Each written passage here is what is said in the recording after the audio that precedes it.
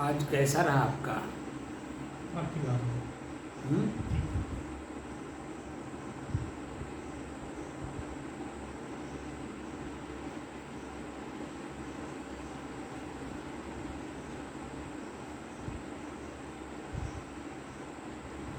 अब जब बैठा करिए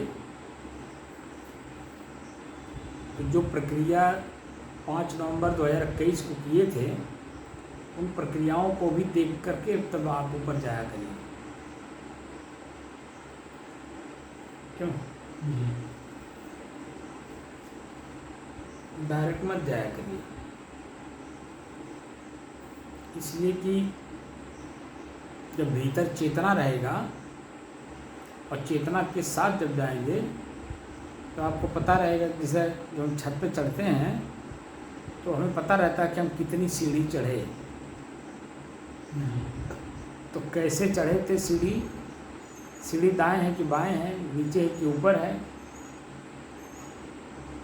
कितनी इंची का है, कितनी सीढ़ियां हम चढ़ के आए, कितनी मंजिल चढ़ के आए, सब मालूम हो जाता है ना। इसलिए जो अब प्रक्रिया जो है उसको देख करके चढ़ाती है।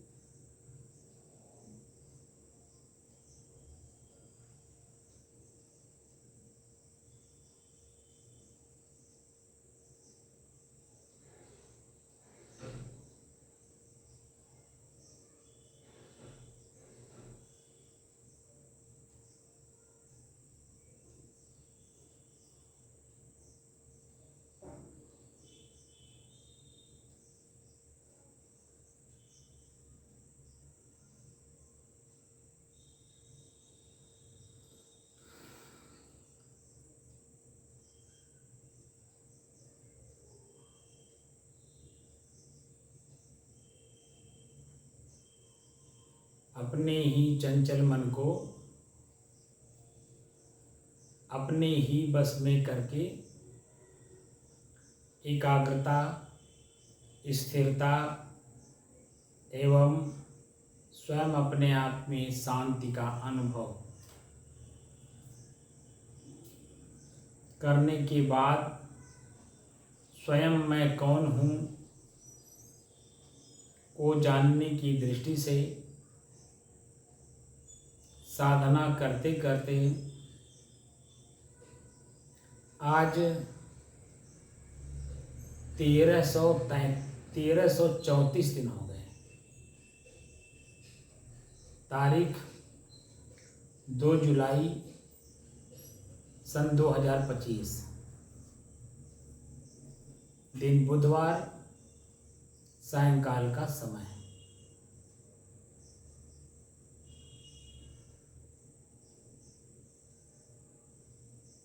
तो सुबह बात समझ में आ गई थी कि नहीं? जी। क्या समझ में आया? क्या किस विषय पे बात हो रही थी?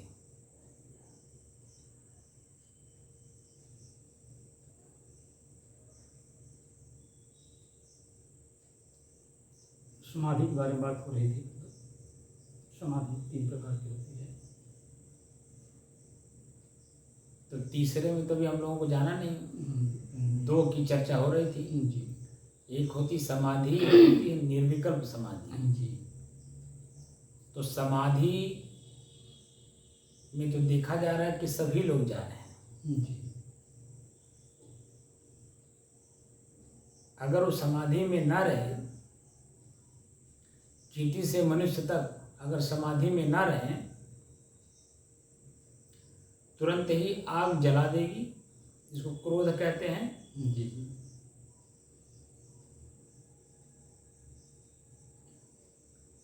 पानी आपको डुबा के मार देगी, हवा आकाश में उड़ा ले जाएगा,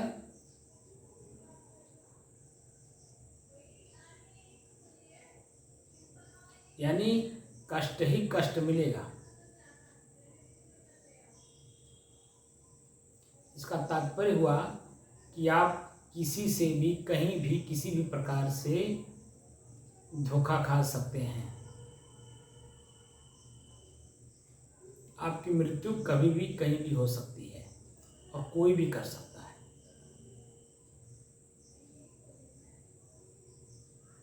इसको लड़ाई झगड़ा कहते हैं, मारपीट कहते हैं। तो लड़ाई झगड़ा मारपीट में ही तो गोली बंदूक है, और क्या क्या चलता है जी। और किसी चीज़ में चलता है। लड़ाई झगड़ा में होता है। क्योंकि कोई किसी की बात सहन करेगा ही नहीं। जी। और जब सहन नहीं करेगा तो वो अपने अहम में रहेगा, और अहम में ही हम नुकसान करते हैं। अब चाहे अपना हो, चाहे समाज का हो, चाहे परिवार का हो, चाहे शरीर का हो। तो इसलिए देखा जा रहा है कि पूरा जीव मात्र समाधि में है। इसको मैं कई बार आप लोगों को बता चुका हूँ कि 23.5 घंटे सभी लोग समाधि में भी हैं, साधु भी हैं। साधु का मतलब बस में करना। आधे घंटे में ही हम अपनी जिंदगी को या तो बेहतर बना लेते हैं या तो बदतर कर लेते हैं।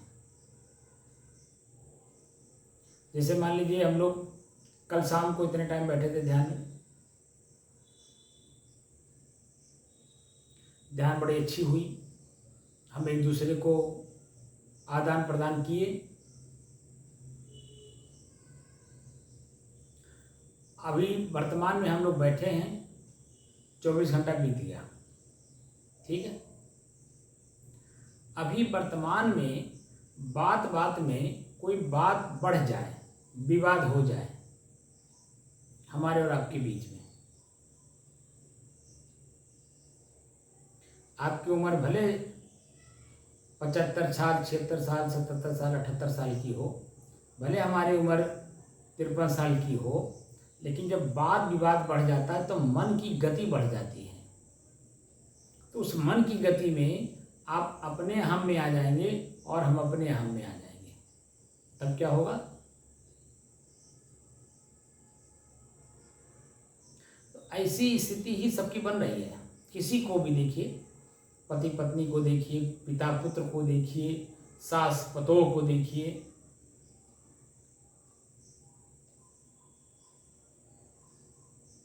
कहीं भी किसी भी क्षेत्र में बस छोटी सी चूक में पूरी जिंदगी नरक कर लेते हैं हम लोग। आजकल जो सामाजिक प्रक्रिया, व्यवहारिक प्रक्रिया, पारिवारिक प्रक्रिया जो बदल रही है, कोई अपने आप को छोटा बनना चाहता है? कोई अपने आप में एक दूसरे की बात को सहन करना चाहता है? कोई समझदारी के साथ परिवार, समाज, शरीर को चलाना चाहता है? सबके अंदर में हम हैं। मेरे पास धन है, मेरे पास ज्ञान है, मेरे पास ये है, मेरे पास वो है, मैं जैसा चाहूँगा वैसा कर लूँगा। बस वही जो छोटी सी चूक अहम आ जाती है, उसी में हम जो भी हमारी ज़िंदगी है थोड़ी बहुत बची हुई उसको नरक कर लेते हैं। आज आप देख रहे होंगे तनाव ज़्यादा बढ़ रहा है।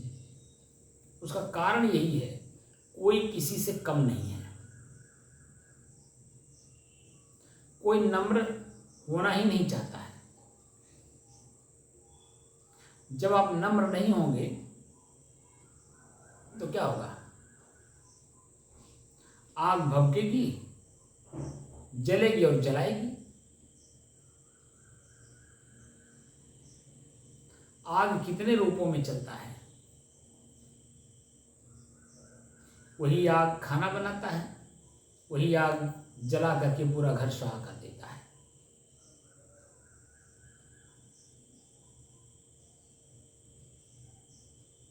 हर जगह कहीं भी देखिए तो आग ही आग है। इसी आग पर जैसे आप रास्ता चलते हैं, आप तो पुराने आदमी हैं, जब देश गरीब था, हम लोग सभी लोग गरीब थे, माता पिता गरीब थे, तो देखिए पैर में चप्पल नहीं अटता था। ज़्यादातर लोगों के पैर में कांटा गड़ जाता था, कंकड़ पत्थर चुभ जाते थे। पहले अरहर बहुत होती थी,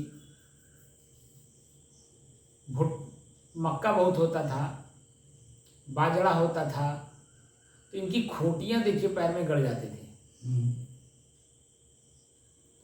जेठ बैसाख में गाय भैंस चराया जाता था, तो कभी कभी आपने देखा होगा कि कांटा तो गड़ता ही था, साथ साथ गेहूं की खूंटी भी गड़ जाती थी।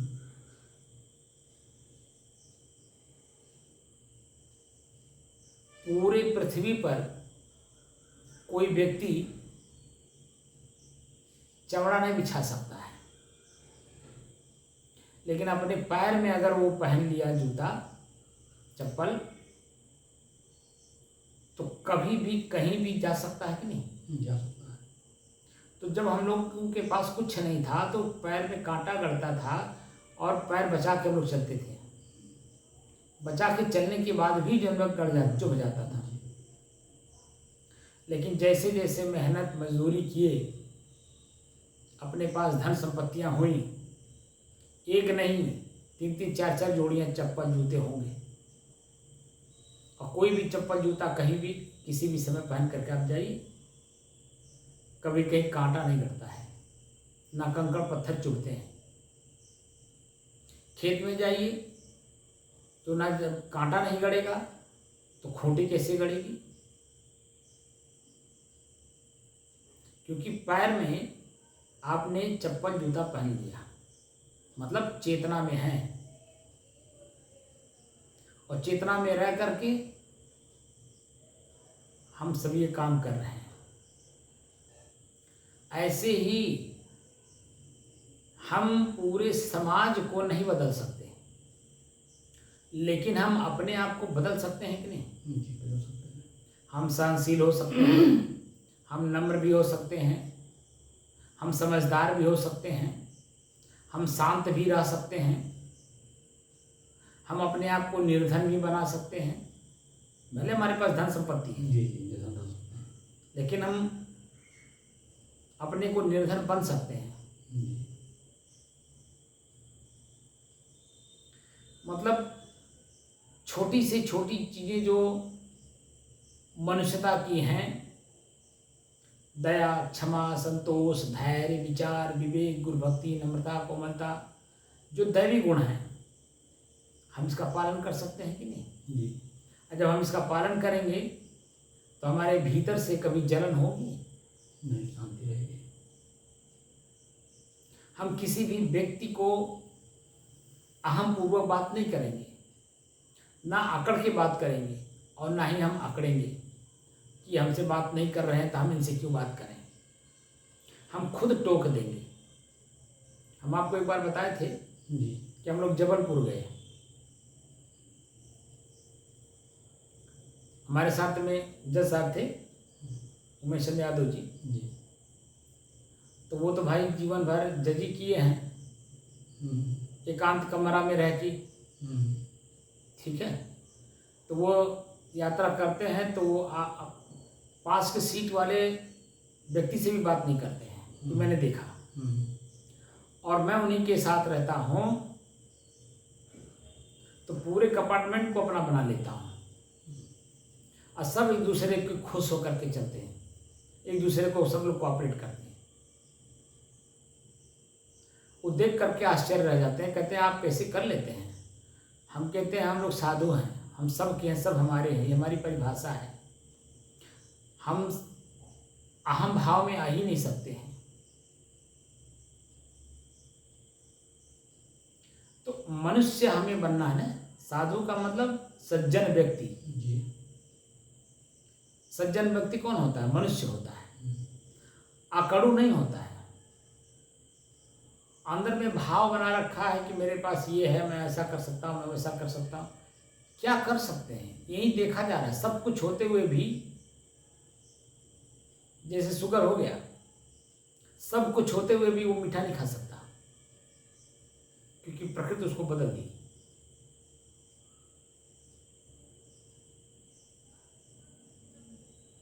हमारे जन्मभूमि पर एक पंडित जी थे, तो 2 नली बंदूक लेकर के हमेशा चलते थे, कहीं भी जाते थे। घर यानी अपना कमरा जब छोड़ते थे, अपने कमरे से बाहर जब भी निकलते थे, तो 2 नली बंदूक उनके कंधे पे होता था, चाहे भले अपने दरवाजे पे क्यों ना रहे। लेकिन जब उनकी मृत्यु आई, सुबह 4 बजे वो डोल मैदान खेतों में गए, तो उनके दिमाग में एक बात आ गई, रोज जन वही 5 किलो का वजन लेकर के मैं जाता हूँ, अब कुछ होता नहीं है, झूठा लादे जाता हूँ। और वो बंदूक घर में छोड़ के गए, टॉर्च खाली लिए। पता चला कि उसी दिन उनकी हत्या हो गई, लोग मार दिए। सब कुछ होते हुए भी बुद्धि जो आपकी बदल जाती है, समय आ जाता है, सब समय से परिवर्तन कर देता है। वही तो मैं कह रहा हूँ। प्रक्रिया जो है, आप कुछ भी अपने आप को मान लीजिए, जो होनी फिक्स है, इसको प्रारब्ध कहते हैं। वो प्रारब्ध कहते हैं कि तुलसी जस भवितव्यता तैसे ही मिले सहाय, आपने आवे ताहि पित ताहि तहाँ ले जाए। वो अपने आप वहाँ लेकर के वो होनी आपको पहुँचा देगी। तो मानसिक रूप से हम प्रिपेयर हो रहे हैं साधना करके जी। इस साधना से हम लोग मानसिक रूप से प्रिपेयर हो रहे हैं कि कुछ भी सत्य नहीं है जी। व्यवहार में, कुछ भी सत्य नहीं है जी। किसी महापुरुष ने कहा, एक स्वप्न का स्वप्न होता है, एक जागृत का भी स्वप्न होता है। अभी सुबह से लेके अब तक जो कुछ भी आपने देखा, बातचीत किया, खाया पिया, इतने टाइम तक क्या हो गया? वो नष्ट हो गया, स्वप्न हो गया कि नहीं? जी, स्वप्न हो गया। तो एक जगे हुए का स्वप्न है, एक रात्रि सोए हुए का स्वप्न है। हम लोग सब स्वप्न में जी रहे हैं। जी। जगे कहाँ है? जिस दिन हम जग जाएंगे, ये शरीर और शरीर का अंग सब हमारे बस में रहेंगे। हमें कोई भी अंग प्रभावित नहीं कर सकता है। हम सोए हुए हैं, अचेत हैं, इसीलिए हमारे शरीर के अंग कहीं न कहीं हमें प्रभावित कर देते हैं। और वह प्रभाव पूरे जीवन भर का छाप बना देता है। उसी को ख्याल कर करके आप पश्चाताप में डूबेंगे। या तो भूत में रहेंगे, पीछे की जो घटनाएं घट गई हैं उसको याद कर करके भीतर भीतर परेशान होंगे, या तो भविष्य की चिंता कर करके मरेंगे। वर्तमान जो आपका है अपने पास, उसमें आप जी ही नहीं पाएंगे। अभी जो हम लोग बैठे हैं 5 बजे, ये सुबह के लिए भविष्य था। जी। वर्तमान में हम लोग बैठ के चर्चा कर रहे हैं, ये वर्तमान हो गया। जी। और अभी 5 से 7 मिनट के बाद हम उठ करके चल देंगे, यही भूत हो जाएगा। तो जो वर्तमान है वही तो मेरे पास है। जी। भूत और भविष्य दोनों को सुधारने के लिए वर्तमान ही मेरे पास है। अब वर्तमान क्षण मात्र का होता है, जी। सिर्फ क्षण मात्र का। अब वह क्षण मात्र आपके पूरे 100 साल के जीवन को बदलता है। जी। जिस तरह चाहिए उस तरह बदल लीजिए। अब हम अपने आप को चाहते क्या है?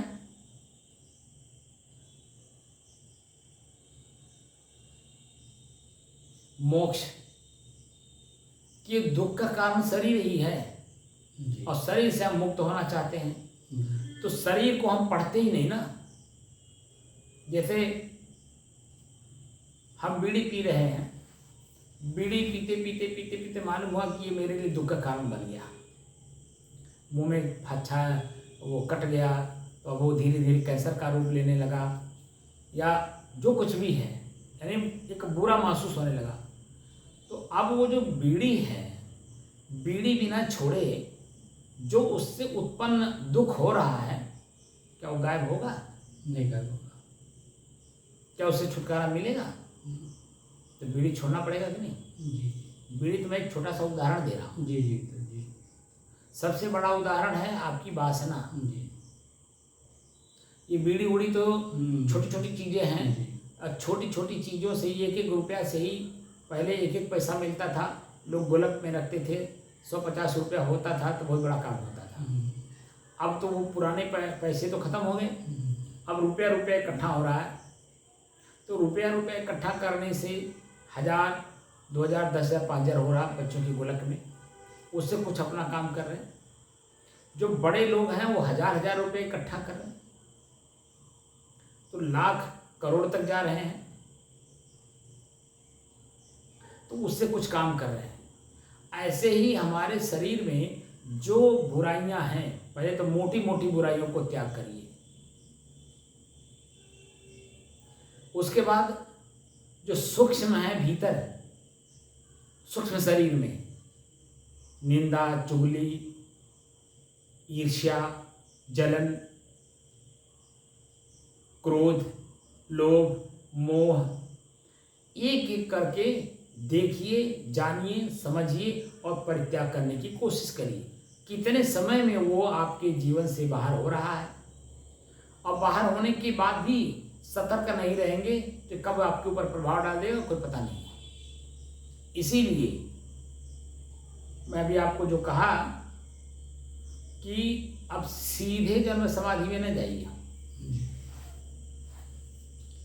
सीधे समाधि में जाने पर जो पूर्व की प्रक्रियाएं हैं वो गौण होती चली जा रही हैं, तो चेतना नहीं रहेगा। और चेतना में जब हम उसमें प्रवेश करेंगे तब हमको पता चलेगा कि हमारी इंद्रियां हमारे बस में हैं। तो 24 घंटा, एक एक मिनट, एक एक क्षण आप पूरा शांत स्थिति में रहेंगे। कोई कितनी भी कड़वा शब्द बोल देगा, आपके अंदर में क्रोध नहीं जागृत होगा, गुस्सा नहीं आएगा, जोश नहीं आएगा, एकदम शीतलता, जैसी यह शीतलता है वैसी बनी रहेगी। ये जो शब्द सुन करके जोश आ जाता है, क्रोध आ जाता है, वो हर व्यक्ति के अंदर में है, हर जीव के अंदर में है। हम उससे ऊपर उठना चाहते हैं, तो ऊपर उठने का मतलब ये हुआ कि चेतना में रह के काम करें। तो चेतना में रहने पर सामने वाला क्या बोल रहा है, क्यों बोल रहा है, किस लिए बोल रहा है, उसका उद्देश्य क्या है, वो करना क्या चाहता है, ये बात की जानकारी होती है आपकी स्थिर रहने से। भीतर से शांत, और जो हमारे शरीर के अंग हैं उनकी कोई क्रिया ना हो, जीभ की कोई प्रतिक्रिया ना हो, हाथ की कोई प्रतिक्रिया ना हो, पैर की कोई प्रक्रिया ना हो, तो आपका मन बिल्कुल शांत रहेगा। और शांत मन से ही आपके शरीर के अंग काम नहीं करेंगे। तो जो सिचुएशन वर्तमान की है वो पहले जैसी बनी रहेगी। अन्यथा जैसे कान ने सुना शब्द को गाली के रूप में, तुरंत क्रोध जाग जाएगा और आपके शरीर के अंग क्रिया प्रतिक्रिया में आ जाएंगे। तो बाद में आपको पश्चाताप करना पड़ेगा कि ना को हम बोले, नहीं बोलना चाहिए था। हम साधना कर रहे हैं, हम एक संत के सानिध्य में साधना कर रहे हैं, और साधना में सबको अपने बस में करना है। और हम यहाँ कर क्या रहे हैं? तो चाहे वो बेटा गुस्सा में बोले, चाहे बहू गुस्सा में बोले, चाहे नाती गुस्सा में बोले, चाहे समाज के किसी भी व्यक्ति के द्वारा गुस्सा आपके ऊपर जाहिर हो, आपके अंदर में गुस्सा नहीं आएगा। बात समझ आए? जी जब चेतना में रह के करेंगे तब। जी। और चेतना विहीन होकर करेंगे तो आम आदमी की तरह आप हैं। तो ये जो 2 घंटा बैठ रहे हैं सुबह शाम, 1334 दिन तक अब तक लगातार बैठे हैं, इसका कोई मतलब नहीं रह जाएगा।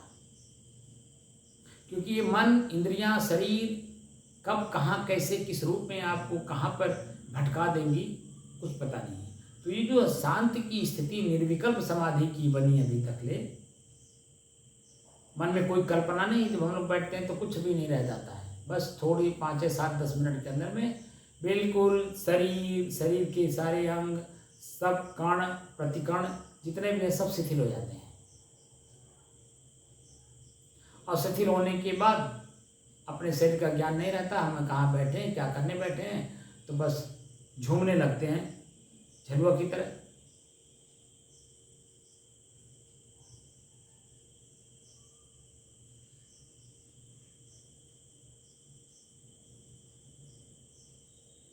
होता है ना, जिन होता है। जी जी।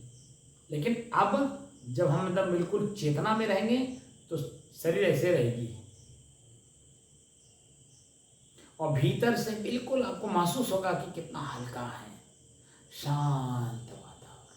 क्योंकि मन में कोई कल्पना नहीं है, शरीर के कोई अंग कार्य नहीं कर रहे हैं, बिल्कुल एकदम शांत।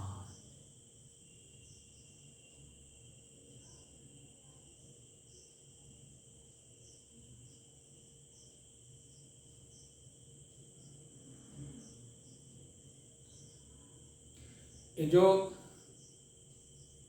सदगुरु कबीर का प्रेम 2.5 अक्षर का है, तो हमारी जो शांत की स्थिति है ना, वो भी 2.5 अक्षर का है। जी। क्या अक्षर का है?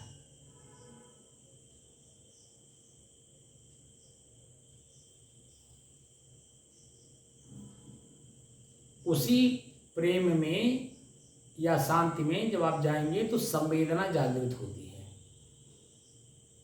क्या जागृत होती है? संवेदना। वेदना, संवेदना। तो संवेदना और वेदना जो जागृत होती है भीतर में, उससे हम एक दूसरे को समझते हैं। आज एक मुझे नई जानकारी हुई। एक ठो कोई फाइटर प्लेन है अमेरिका का, जो भारत ने पकड़ रखा है। तो वो जासूसी करने आया था। तो जासूसी करते करते जो वो जो भारत में आकर के पकड़ा गया और उसका पूरा डाटा खंगाला जा रहा है। तो उसमें स्कैनर लगे हुए हैं, ठीक है ना, बाहर से स्कैनर लगे हुए हैं। बहुत गहरी गहरी चीज़ें बता रहा था कि ऐसी ऐसी चीज़ें लगी कि जो जहाँ पे वो रहेगा सब कुछ स्कैन कर लेगा। डिजिटल उसके अंदर में है, वो सब पूरा आप क्या करते हैं सबके बारे में जानकारी जुटा लेगा। मतलब अमेरिका जैसा चाह रहा था वैसा उसने प्लेन भेज करके और पूरा आपका जासूसी कर रहा था। तो एक शब्द आया स्कैन, ठीक है। तो अचानक मेरे दिमाग में एक बात आ गई, और ये बात कहाँ पे आई जानते हैं? मैं अभी लगभग 12 साढ़े 12 बज रहा था, मुझे शहर में जाना था, किसी के पास जाना था किसी काम से, और उस काम के लिए उनको फीस भी देना था उनका अपना। तो मेरे दिमाग में एक बात आई कि मेरे पास 1000 रुपया है, तो उनको 500 देना है, और जो वहाँ पे और लोग हैं उनको भी देना है। तो इसमें से इतना पैसा यहाँ रख लें, इतना पैसा यहाँ रख लें, ताकि उनको ये बताया जा सके कि भाई आज तो मेरे पास इतना ही पैसा है। ये मेरे दिमाग में चला बात। तब तक जो स्कैन वाली बात आई, ठीक है ना, जी। फाइटर जो प्लेन है उसमें स्कैनर लगे हुए हैं। तो मेरे दिमाग में अचानक आया, स्कैनर तो मन को कहते हैं, ये हर आदमी के अंदर में स्कैन करता है। हम मान लीजिए उनके सामने हम झूठ भी बोलेंगे, उनका मन हमको स्कैन कर लेगा कि झूठ बोल रहे हैं।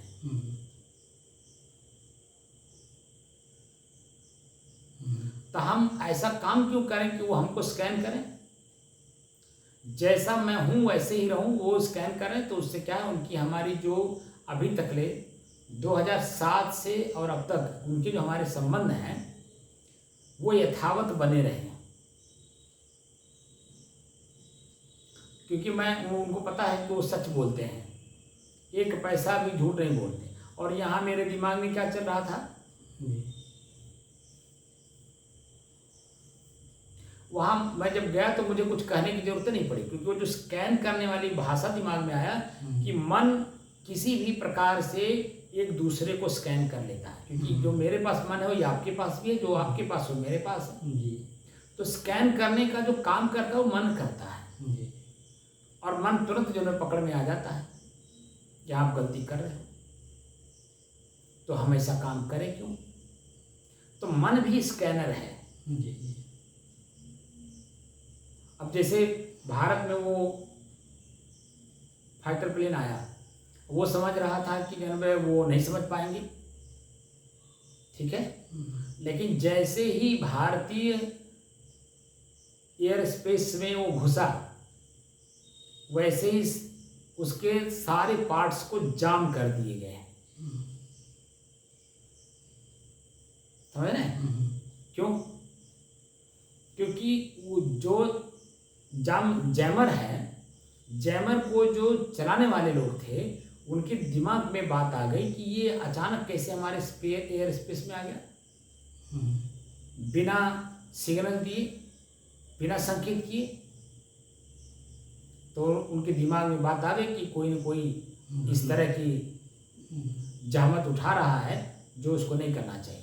तो तुरंत उन लोगों ने क्या किया, उसको जाम कर दिया। तो मन के द्वारा ही तो हुआ। जो जैमर चलाने वाले लोग थे उनके पास भी मन था, और जो प्लेन उड़ा रहा था उसके भी पास मन था, और जिसने फाइटर प्लेन को भेजा था उसके पास भी मन था। तीनों के मन, अब तीनों के मन जो है एक दूसरे को स्कैन कर रहे थे। तो जाम पकड़े गए नहीं पकड़े गए। तो इसलिए हमारा जो मन है, जो कुछ भी आप देखते हैं आजकल पूरे विश्व में टेक्निकल चीज़ें चल रही हैं, तो उसमें क्या है, सेंसर डाले जा रहे हैं। हमारे यहाँ भी नहीं है, अन्य देशों में भी मैं देखा यूट्यूब पर कि बिना ड्राइवर के टैक्सियाँ चल रही हैं, बिना ड्राइवर की बसें चल रही हैं, बिना ड्राइवर के ये जो आपके ट्रेन वगैरह हैं ये भी चल रहे हैं। तो इसका मतलब है कि उसमें जितने प्रकार के सेंस हमारे शरीर में हैं वो सारे सेंस उसमें रखे गए हैं कैमरे के माध्यम से। वो आगे भी हो रहा है तो पीछे भी हो रहा है, दाएं बाएं भी देख के चल रहा, जो टैक्सी दिखाया। तो कहने का मतलब है कि ये जो प्रकृति है इसमें जो चेतना है, ये चेतना अग्नि का गुण है। उस अग्नि के गुण को हम लोग सेंस बना करके उसमें रख करके उस कार्य को कर रहे हैं, लेकिन उसमें जीव नहीं है।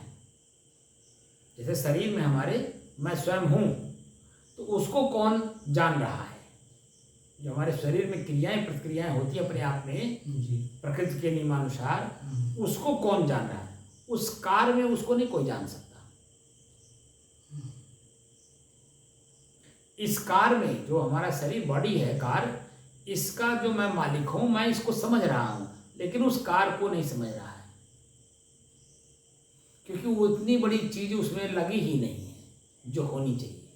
इसीलिए पूरा विश्व मटेरियल माइंड है, मटेरियल से जब आप ऊपर उठेंगे तब आप अपने आप का बोध प्राप्त करेंगे। और इसी का बोध कराने के लिए पूरे विश्व में हमारे भारत के संतों ने पुरजोर कोशिश की ताकि आपसी लड़ाई ना हो। क्योंकि जब अंदर की क्षमता ये हो गई कि जो मैं हूँ वो सामने वाला है, जो सामने वाला वो मैं हूँ, लेकिन मैं प्रशिक्षित हूँ वो प्रशिक्षित नहीं है,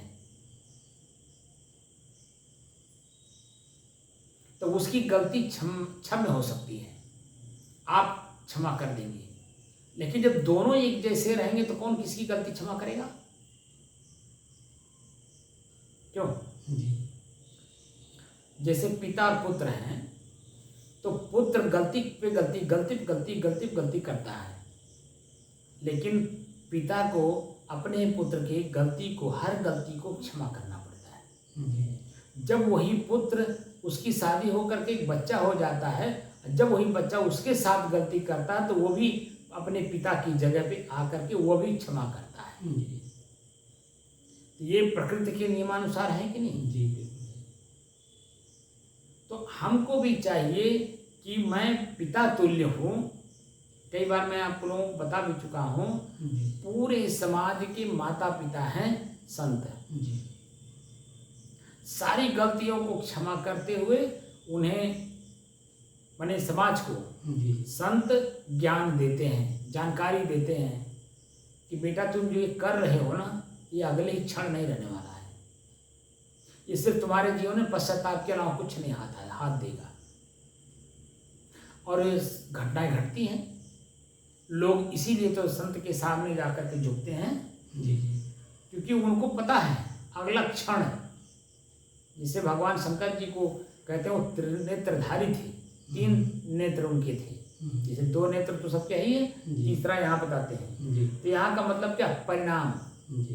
साक्षात तो उनके नेत्र नहीं था, लेकिन वो दूरदृष्टि रखते थे, यानी उसका परिणाम देख लेते थे, किसी भी काम का परिणाम। जैसे जीभ का परिणाम क्या? जीभ ज़्यादा स्वाद लेने लगेगा तो इंद्रिय प्रभावित होती है, अन्य इंद्रियां प्रभावित होती है, पेट प्रभावित होता है। अभी जैसे आयुर्वेद में जो हमारे वैद्य हुआ करते थे, और ये जो वैद्य के समान समझदार हो गए हैं, वो लोग जो कब्जियत वाली सब्जियां हैं वो देखिए नहीं खाते हैं।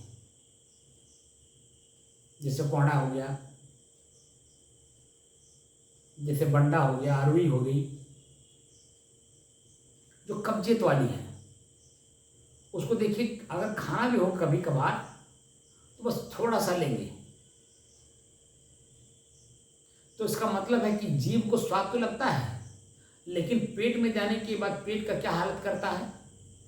क्योंकि वह जो नहीं खा रहे हैं वो कभी खा करके देख लिए हैं, या तो किसी ने बताया या तो खुद अनुभव किए कि मैं ये चीज़ खाया इसलिए पेट साफ नहीं हुआ, गैस बना दिया, एसिडिटी बना दिया, ये बना दिया, वो बना दिया।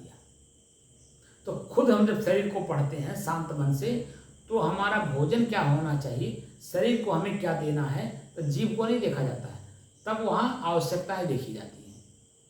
तब जीभ से ऊपर उठ गए कि नहीं?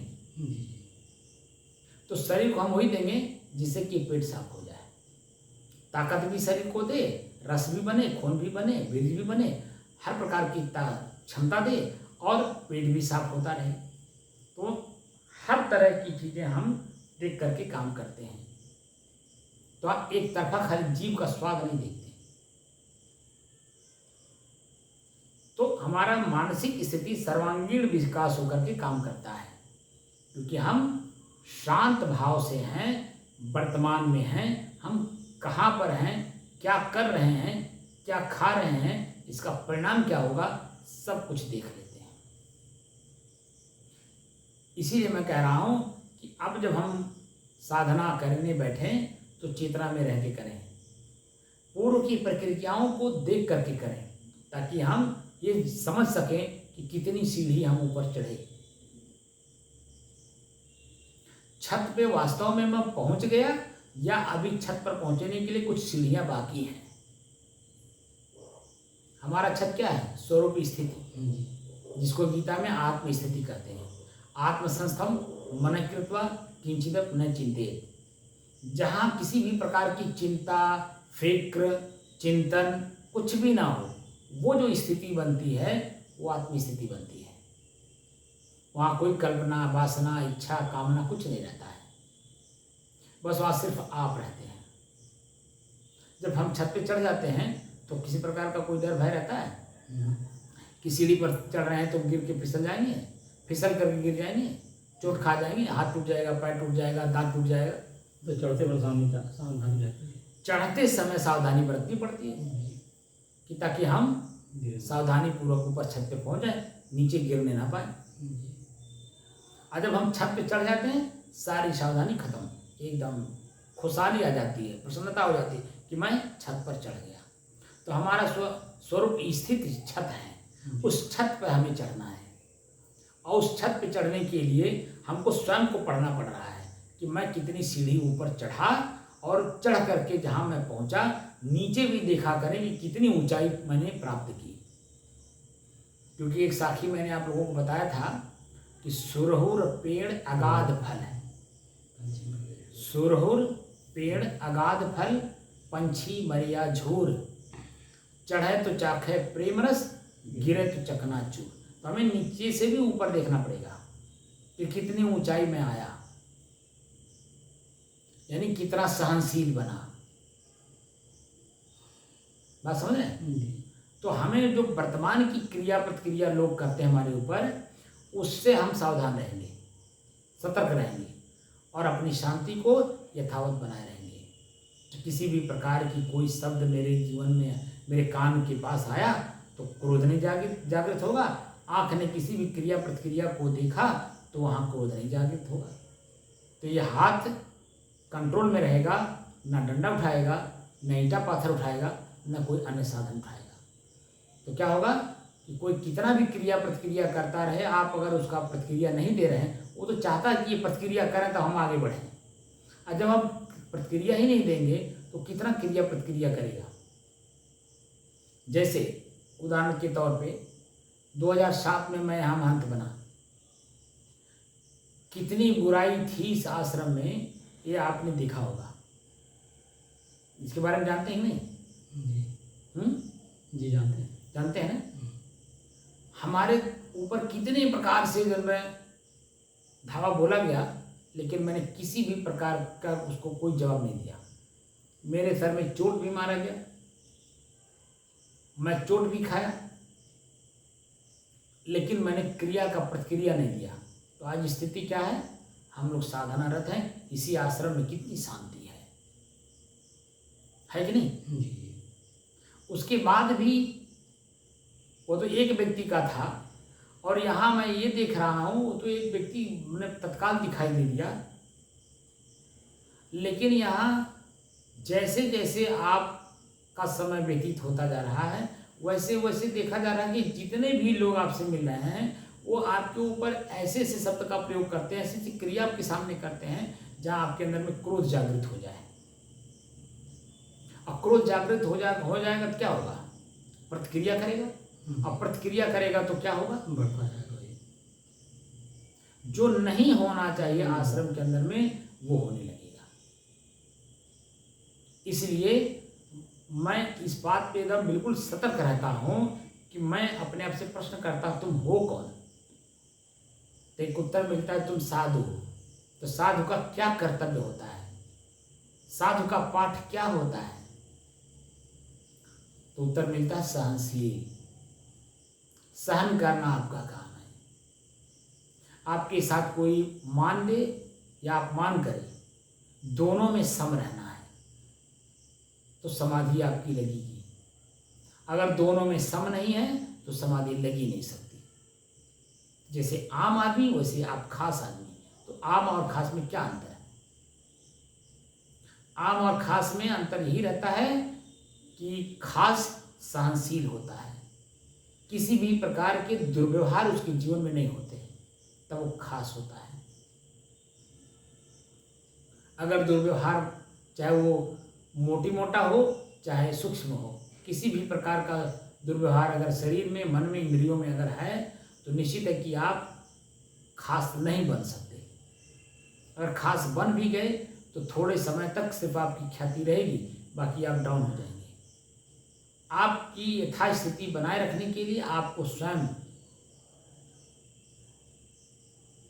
चेतनावान, सहनशील और एकदम शांत स्थिति में अपना जो कार्य है, जिस कार्य से आप वहां तक पहुंचे, उसी कार्य में सिर्फ लीन रहेंगे और किसी काम में नहीं।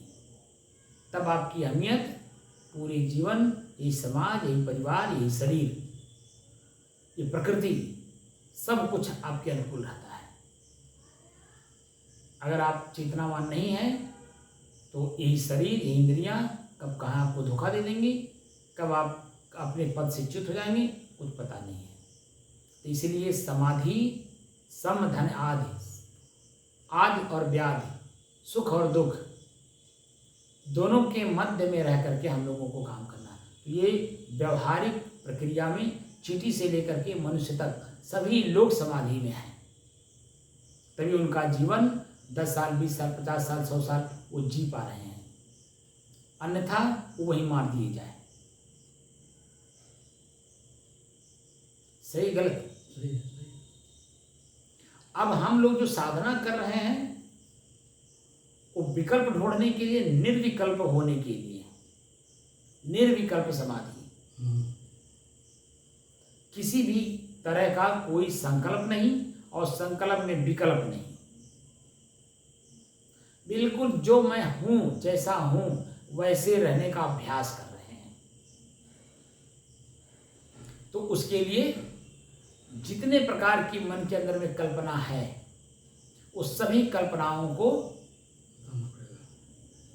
देखना होगा, जानना होगा, समझना होगा, चेतना में रह करके उसका परित्याग करना होगा।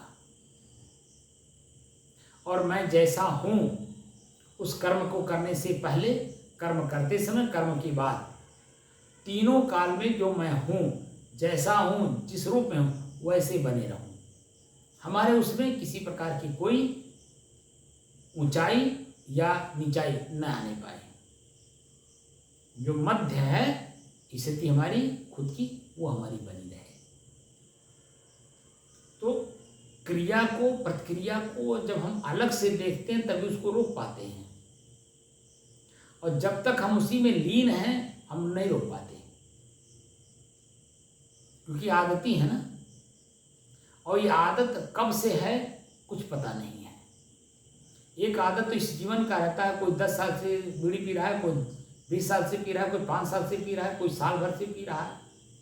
तो अगर साल वाला है तो बहुत जल्दी कवर कर ले जाएगा, छोड़ देगा। लेकिन जो 5 साल, 10 साल, 20 साल से पीता चला रहा है, वो इतनी जल्दी छोड़ देगा? टाइम लगेगा। वो उसको भी पूरा कमर कसना होगा कि छोड़ना है तो छोड़ना है। किसी भी तरह का कोई भी क्रिया प्रतिक्रिया हमारे शरीर में हो, हमको छोड़ना तो छोड़ना। इतना जब अपने आप में कमर कसेगा तब जाकर के छोड़ पाएगा, और उसमें भी थोड़ी समय लगेगा। जैसे मुझे चाय छोड़ने में पूरा 1 साल लग गया।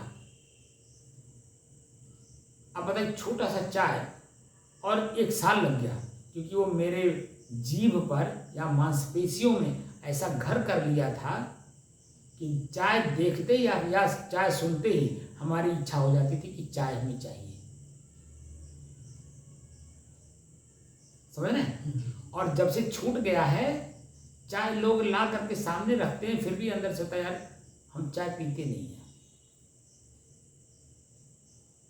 लोग आश्चर्य करते हैं कि अरे इस जमाने में आप चाय नहीं पीते हैं। हम कहते हैं भैया आप ये चाय आपको मुबारक हो, क्योंकि मैं चाय पीने से पहले जैसा था, चाय पीने छोड़ने के बाद भी मैं वैसे ही बनना चाहता हूँ, वैसे हूँ। इसलिए अब चाय की जरूरत नहीं है। बल्कि जब मन के अनुकूल देखता हूँ तो मैं उनको भी कहता हूँ भैया छोड़ देते तो बड़ा अच्छा था। तब धीरे से कान में आवाज़ क्या आती है, महाराज जी क्या करूँ, आदत बन गई है, कैसे छोड़ूं। दूसरी आवाज़ आती है कि समाज में रहते हो महाराज जी आपकी तरह हम लोग का कोई साधु तो है नहीं, समाज में रहना है तो पीना पड़ेगा। भाई उनको भी पिलाओ, अपना भी पियो। तो अब वहाँ मेरे पास कौन सा जवाब है बताइए? जब व्यक्ति खुद अपने को असहाय समझ रहा है, उसको उसकी बुराई देखते हुए भी बुराई को त्याग नहीं करना चाहता है, तो भाई करना तो उसी को है ना। जी जी, करना तो उसी को है। हम अपने लिए कर सकते हैं, वो अपने लिए करेगा। हाँ, ये है कि एक दूसरे को आदान प्रदान करना हमारा कर्तव्य है।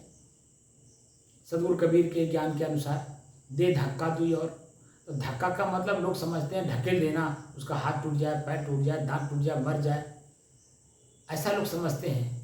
लेकिन वहाँ उनका भाव वो नहीं है। दे धक्का दुई और का मतलब है उसको चेतना दो कि बुराई तुम्हारे लिए घातक है। बस 2 शब्द उसके कान में डाल दो, वो गूंजेगा उसके दिमाग में। धीरे धीरे हो सकता है 1 साल बाद, 2 साल बाद, 4 साल बाद, कभी न कभी तो छोड़ेगा। समझ रहे हैं नहीं? इसीलिए जिम्मेदार पर्सन का कर्तव्य बनता है कि वह दूसरे की गलती का उसे एहसास करा दे, ताकि उसकी गलती उसको एहसास जब होगा तो धीरे धीरे छूटेगा। समझ रहे हैं? अचानक नहीं छूटता है कोई भी चीज जो आदत है। ऐसे ही ये जो वासना का आदत है ना, ये इस जन्म का नहीं है, अनेकों जन्मों का है। और अनेकों जन्मों का जो आदत है वो इससे अचानक छूट जाएगा क्या? बोलिए। उसके लिए कमर कसना पड़ा। और जब मैं कमर कसा 20 साल की उम्र में, और जब इस क्षेत्र में आकर के देख रहा हूं, तो यहाँ हम देख ये रहे हैं कि अपने से हम गलती करके अपना धोखा खा रहे हैं। हमको कोई दूसरा धोखा नहीं दे रहा है। हमारा शरीर, हमारे शरीर की इंद्रियां, उनके कर्म हमें धोखा दे रहे हैं। कबीर को वास्तव में पढ़ने पे लगता है कि क्या चीज थे वो, कि उन्होंने अपने आप को पढ़ा और पढ़ करके भजन गा गा करके हम लोगों को वो चीजें दिए, गा गा करके सुना के कान में डाली, ताकि आज नहीं तो बताइए आज के 627 साल पर हम लोग जो है वो उनका जन्म तिथि मनाए हैं, जन्म महोत्सव। इतना दिन तक मरे हो गए हैं? इतना दिन हो गया उनका। 120 साल जिए थे, तो 500 साल उनको मरे हो गया। 500 साल के बाद आज हम उनकी भाषा को जब पढ़ रहे हैं और उसको समझने का कोशिश कर रहा हूँ, तो बताइए लग रहा है कि वास्तव में कितने बड़े आत्मीयता वाले आदमी थे। तो आप अपने को पढ़िए, कुछ को पढ़ने की जरूरत नहीं। जो ऋग्वेद का वाक्य है ऋते ज्ञानान्न मुक्ति, तो सदगुरु कबीर उसी ऋत को पढ़े थे। उसी को पढ़ करके जब उन्होंने देखा कि ये जो आडंबर है समाज का, ये सब हमको उलझाने वाले हैं।